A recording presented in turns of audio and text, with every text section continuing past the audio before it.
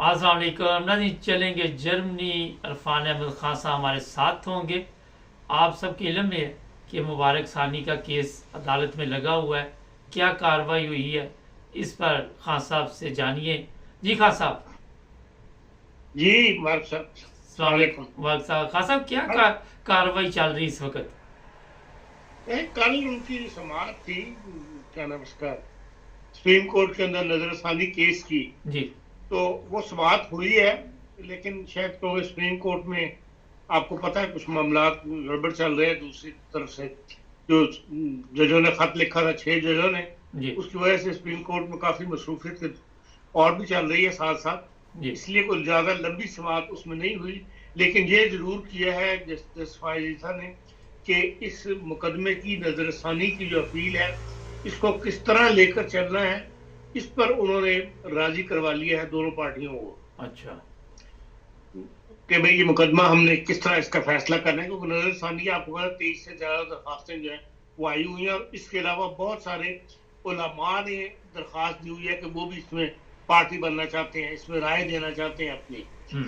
تو ایک تو اس عدالت کے اندر یہ ہے کہ بھئی اس میں جج بدل گئے ہیں، جسٹس فائز عیسیٰ خود تو موجود ہیں، لیکن اس سے پہلے جو 2 جج تھے وہ وہ تھے اپنے سندھ کے مظہر صاحب، محمد علی مظہر صاحب، اور وہ خاتون تھیں جو صوبہ سرحد سے ہیں، جی مسرت سم تھنگ۔ تو اب جو ہے وہ ایک نعیم افغان صاحب جو ابھی پروموٹ ہو کر آئے ہیں چیف جسٹس سے بلوچستان ہائی کورٹ کے، وہ اس بینچ کا حصہ ہیں، اور دوسرے عرفان سادات صاحب جو supreme court Sindh high court کے چیف جسٹس تھے، وہ دونوں پہلی دفعہ اس مقدمے میں پہنچے ہیں۔ جی جو عدالتوں نے درخواست دی ہوئی تھی علماء نے کہ وہ اس کا حصہ بننا چاہتے ہیں، ان کو انہوں نے ریجیکٹ کر دیا ہے عدالت نے۔ عدالت کا موقف یہ ہے کہ یہ جو ہے مقدمہ، یہ سول مقدمے میں جو مرضی آ کے بات بیان کر سکتا ہے، لیکن چونکہ یہ فوجداری مقدمہ ہے، اور فوجداری مقدمے میں صرف مدعی مقدمہ، ریاست اور ملزم، صرف یہ 3 فریق جو ہیں یہ شریک ہو سکتے ہیں، اس لیے ہم علماء کی جو درخواست جو بھی کچھ کہنا چاہتا ہے وہ عدالت کو لکھ کے بھیج دیں، ہم 2 ہفتے کا ٹائم آپ کو دے دیتے ہیں، اور اس میں آپ لکھ کے بھیج دیں، اور آپ کی جو تحریر ہمیں موصول ہوگی اس پر اگر ہمیں کوئی سوال اٹھے گا، ہم کوئی سوال وضاحت چاہیں گے، تو وہ پھر ہم جو عدالتی معاون مقرر کرے گی ان سے پوچھے گی، اس پہ رائے لے گی ان کی کہ بھئی کیا رائے ہے۔ مطلب یہ ہے کہ جو عدالت علماء لکھتے ہیں وہ ضروری نہیں کہ پھر علماء سے ہی پوچھا جائے کہ جی آپ نے یہ بات لکھی ہے تو یہ بات کا جواب کیا ہے، یا ہمیں اس بات کی وضاحت کر دیں۔ جو بھی اس معاملے میں وضاحت چاہنی ہوگی وہ عدالت پھر عدالتی معاونین سے لے گی۔ یہ بھی ایک میں سمجھتا ہوں ایک پازیٹو پوائنٹ ہے کہ یہ جو ماحول پاکستان میں بن گیا ہوا ہے، جو علماء آ کے عدالتوں کے اندر چیخنا چکھانا شروع کر دیتے ہیں، عدالتوں پر حاوی ہو جاتے ہیں، وہ رستہ انہوں نے کم از کم اس وقت بند کر دیا ہے۔ اور دوسرا یہ ہے کہ بھئی انہوں نے یہ کہا ہے کہ بھئی سمجھانے کی کوشش کی ہے عدالت نے کہ بھئی اگر کسی بات پہ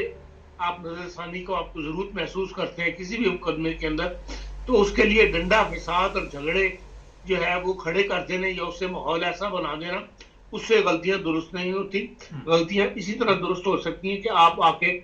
تحمل سے بات کریں اور اس کو غلطی کو جو اصلاح کی طرف توجہ دلائی جائے، اور پھر اس کو دوبارہ اس کا جائزہ دیا جائے کہ ہاں اس میں غلطی ہے یہ نہیں ہے۔ اسی طرح جو اسلامی نظریاتی کونسل جو میں سمجھتا ہوں مین ایک ادارہ ہے جنہوں نے بھی اپیلیں کی ہوئی ہیں، ان میں اسلامی نظریاتی کونسل ایک آئینی ادارہ ہے، انہوں نے سورۃ الاحزاب کا جو تشریح کی ہے عدالت نے اس پر اعتراض اٹھایا تھا کہ بھئی صرف آپ سورۃ الاحزاب کو کی معنی لے کر نہ اس کو کریں، نتیجہ اخذ کریں، اس سے متعلق جتنی بھی قرآن کی دوسری آیات ہیں ان کا بھی جائزہ جو ہے دیا جائے۔ اس پر عدالت نے یہ کہا کہ جو کچھ ہم نے کہا ہے فیصلے کے اندر اس کا اب جائزہ جو لینا ہے وہ حضرت صلی اللہ علیہ وسلم کے اخلاق کے نتیجے میں لینا ہے۔ جو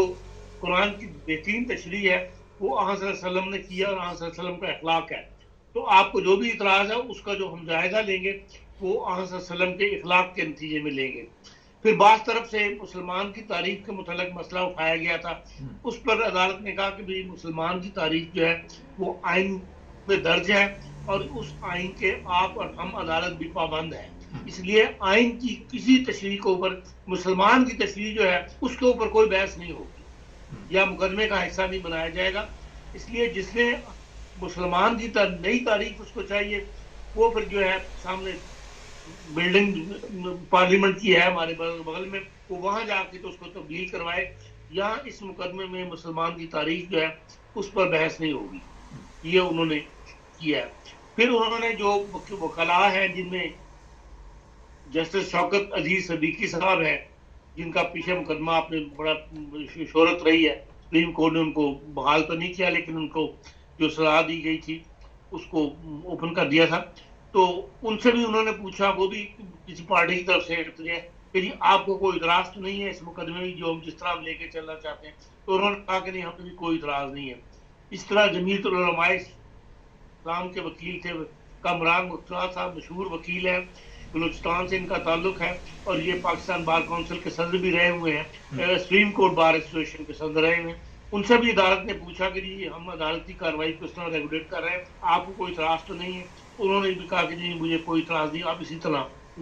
مقدمے کی کارروائی جو ہے وہ لے کر چلے. اس پر عدالت نے پھر کہا کہ 2 ہفتے ہم دیتے ہیں علماء کو جنہوں نے یہاں اعتراض اٹھائے ہوئے ہیں کہ وہ لکھ کر دے دیں اور اس کے بعد پھر ہم عدالت کی کارروائی جو ہے دوبارہ شروع کریں گے. اور اس کا طریقہ کار انہوں نے بتا دیا کہ کس طرح ہم عدالت کو لے کے چلیں گے. اور اس معاملے میں صرف یہ ہے کہ یا تو وکلاء سے بات پوچھی جائے، جو وکلاء وہاں پیش ہیں ان سے بات لی جائے گی، اور اس سے علاوہ کوئی عدالت کو ضرورت سمجھا تو وہ عدالتی معاملین جو ہے ان سے جواب مانگے گی. عام علماء کو یا جو پارٹیاں بن رہے ہیں ان کو عدالت میں کارروائی میں حصہ لینے کی اجازت نہیں دی عدالت نے اب تک کی جو.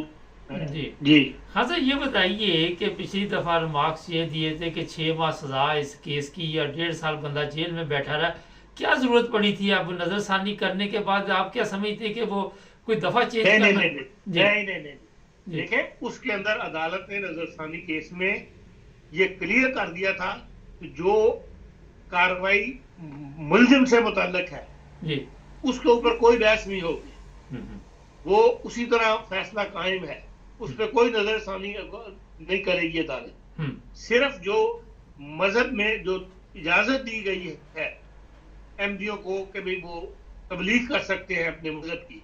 وہ نظر ثانی کے اندر انہوں نے شامل کیا، اس پر بحث ہوگی. اچھا، مقدمے پہ کوئی بحث نہیں ہوگی. اچھا، یہ بڑی ایک آپ نے زبردست بات بتائی ہمارے دیکھنے والے کو. خان صاحب، آپ کیا سمجھتے ہیں کیا رزلٹ اس کا کوئی نکلے گا؟ عدالت اپنا فیصلہ جس طرح انہوں نے پہلے ریمارکس دیے اسی پہ قائم رہ سکے گی؟ دیکھیں، جو عدالت نے یہ بات کہی ہے نا کہ ہم تشریح جو ہے وہ آن کے اخلاق کے نتیجے میں کو سامنے رکھ کے پھر نتیجہ اخذ کریں گے، اس سے تو مجھے ایسے لگتا ہے کہ شاید کوئی بڑی تبدیلی فیصلے میں نہ کی جائے، عدالت اپنے پہلے فیصلے پہ قائم رہے. اچھا، یہ بتائیے اس بات پر قائم رہتی ہے کہ صلی اللہ علیہ وسلم کے اخلاق کے نتیجے میں کو سامنے رکھ کے ہم بات کریں گے یا تشریح کریں گے اپنے اس کی، تو پھر تو نظر یہی آتا ہے کہ شاید وہ اپنے فیصلے میں کوئی بڑی تبدیلی نہیں کرے گی. اچھا، آخر پہ یہ بتائیے کہ یہ جو تبلیغ ہے اس سے اتنا خوف کیوں ہوا ہے؟ کیا اس میں اتنی بڑی بات ہے؟ یہاں پہ بھی یو کے جرمنی میں بھی لوگ اپنے اپنے مذہب کے بارے میں بتاتے ہیں، یہاں کرسچن بھی کھڑے ہوتے ہیں، سب کھڑے ہوتے ہیں، تو اتنا کیا وجہ ہے کہ اتنی پریشانی کیوں بنی ہوئی ہے؟ اس کی وجہ یہ ہے کہ علماء کے پاس جواب نہیں ہے. جو احمدیہ موقف ہے یا جو بیان کیا جاتا ہے، تبلیغ کی جاتی ہے، ان کو تو اس سے پر یہ دیکھتے ہیں کہ بھی لوگ کہیں سے اگر اوپن کر دیں تو لوگ کثرت سے احمدی ہونا شروع ہو جاتے ہیں، اور جس کا مولویوں کو تکلیف ہوتی ہے، اور اس لیے وہ اس قسم کے سوال اٹھا دیتے ہیں کہ ان کو تبلیغ کی اجازت ہی نہ دی جائے. اسی لیے تحریریں بھی کوئی کتاب شائع نہیں کرنے دیتے، کوئی اخبار رسالہ جو ہے ان پر بھی پابندیاں لگائی ہوئی ہیں. مقصد یہی ہے کہ ایم ڈی او کی آواز جو ہے وہ لوگوں کے کانوں تک نہ پہنچے، اور اسی لیے جو آپ کا ایم ٹی اے ہے وہ بھی بند ہے، جو الاسلام ویب سائٹ ہے وہ بھی وہاں پاکستان میں نہیں کھلتی. تو مقصد یہی ہے کہ بھئی ایم ڈی او تک، لوگوں تک جو ہے عام الناس تک ایم ڈی او کی آواز نہ پہنچے. تو ظاہر ہے جب آواز پہنچے تو کچھ نہ کچھ قبول کرنے والے بھی ہو جاتے ہیں جو ان کو برداشت نہیں ہے. نہیں تو دوسرے لوگ بھی تو تبلیغ کر رہے ہیں نا، پاکستان میں ہر فرقے کے لوگ جا کے تبلیغ کرتے ہیں، رائے ونڈ بھی ہے اور بھی جگہ ہے، تو ان پہ کیوں نہیں پابندی؟ لیکن ان پر پابندی لگوائیں گے، ان کے خلاف وہ بات کریں تو ان کو اتنا نمایاں نہیں ہوتی وہ بات سوسائٹی کے اندر۔ احمدیہ جو موقف ہے، یہ احمدیہ کی جماعت احمدیہ کی جو وہ کیا نام اس کا دعویٰ ہے، یا وہ بہت زیادہ پاکستان کے اندر پروموٹ ہو چکا ہے اور دنیا کو پتہ لگ چکا ہے کہ بھئی ہاں یہ بھی ایک جماعت ہے جو یہ موقف رکھتی ہے، اور وہ اس سے مولوی کی روزی جو ہے وہ کیا نام اس کا اس پہ لاکھ پڑتی ہے۔ تو جو مذہب سے پیسہ کمانا چاہتے ہیں وہی علماء اس کے خلاف ہیں، جو ایسے علماء بھی ہیں جو دین کی بات کو دلائل کے ساتھ بات کرنا چاہتے ہیں، اور آپ نے خود ویڈیو میں دیکھی ہوگی بہت سارے علماء ہیں جو کہتے ہیں کہ ہم احمدیہ کو مسلمان سمجھتے ہیں اور ہم نہیں چاہتا کہ اس قسم کی پابندیاں جو ہے احمدیوں پہ لگائی جائیں، لیکن اصل میں تو وہ جاہل علماء ہیں جو جنہوں نے دین کو یا مذہب کو سے روٹی کمانے کا ذریعہ بنایا ہوا ہے، ان کے موقف جو ہے اس کے اوپر زد پڑتی ہے، اس لیے وہ خلاف ہے۔ نہیں تو خان صاحب کیا فرق پڑتا ہے؟ کوئی یہاں پاکستان میں اگر مسلمان کوئی نہیں کسی کو سمجھتا، یا یورپ میں پوری دنیا میں بھی اس طرح کا یہ کوئی کسی کے مذہب کے بارے میں کوئی دخل اندازی نہیں کرتا، تو یہ پاکستان میں کیوں اتنی بڑی پرابلم ہے؟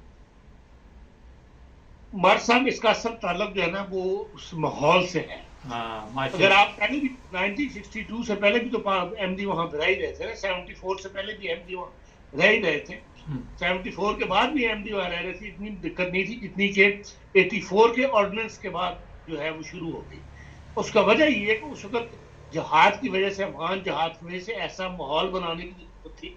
کہ بھئی مذہب کے نام پر لوگوں کو بیوقوف بنایا جائے، لوگوں کو متوجہ کیا جائے۔ اس سے پورا مذہبی کلچر جو ہے وہ پاکستان کا بدل گیا،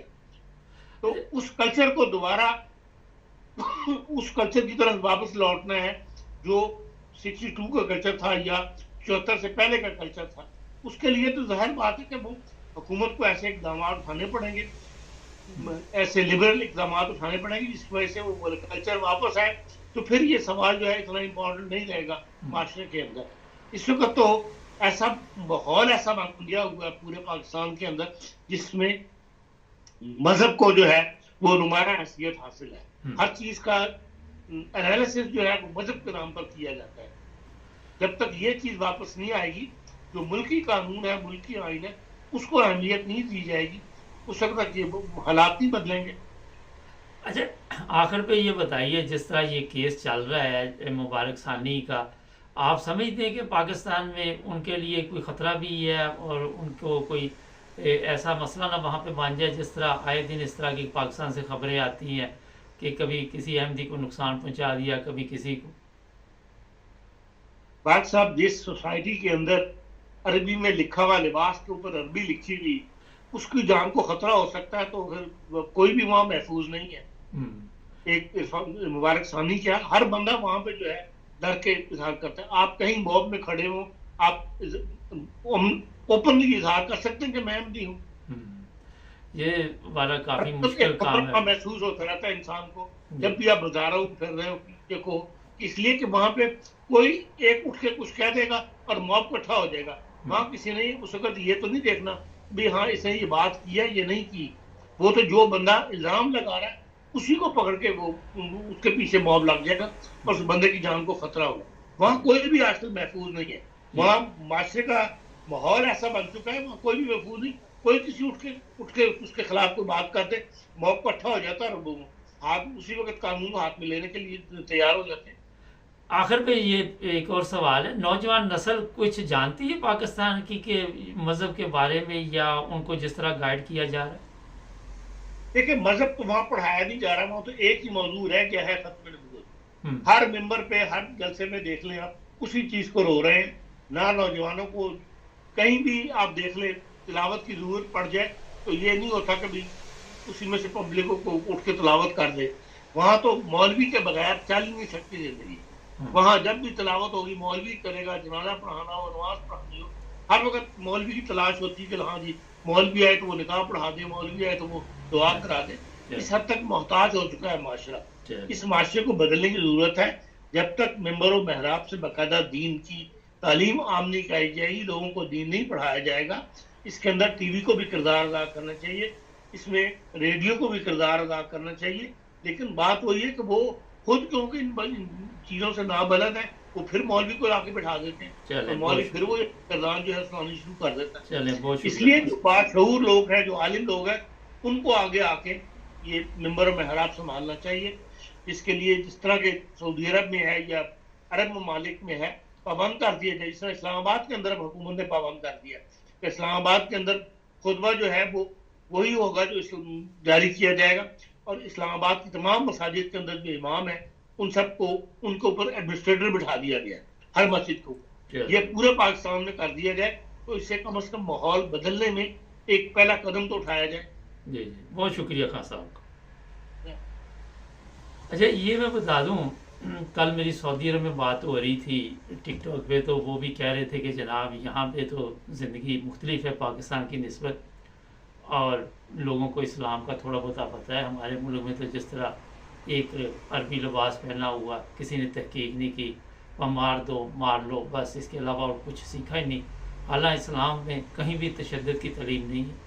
آپ کے سامنے بے شمار مثالیں۔ دیکھتے ہیں کیا فیصلہ آتا ہے، آپ کو ہم لمحہ خبر دیتے رہیں گے۔ ہمارے چینل کو سبسکرائب کریں، ٹک ٹاک پہ بھی فالو کریں، جڑے رہیں ہمارے ساتھ۔